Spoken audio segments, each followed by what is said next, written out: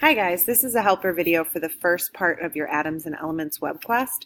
So first, make sure you type both names if you're working as partners and only submit through one person's computer so that I can be sure I find your work when I look in Google Classroom.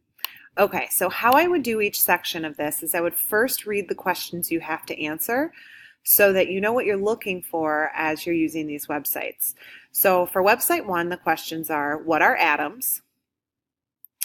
And then the next question is to fill in this table about the names of the particles, the charge of particles, where they're located, and their mass. So that's all I'm using this website for. I'm going to check it out and look for that information.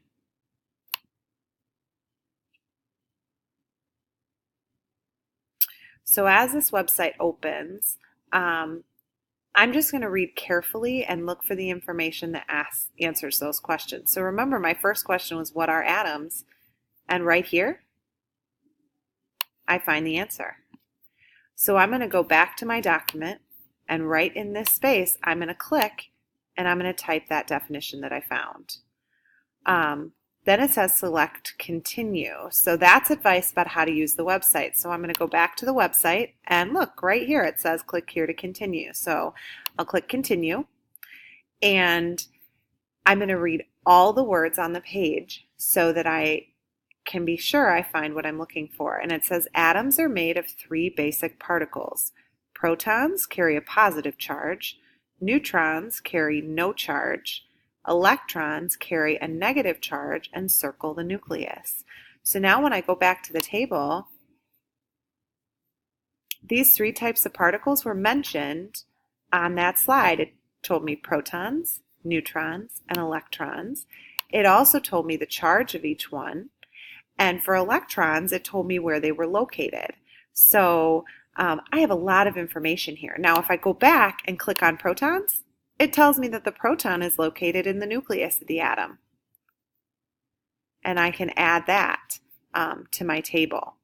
If you want more information, most of the things in these slides are clickable, so you can click and learn more about what's going on inside the proton.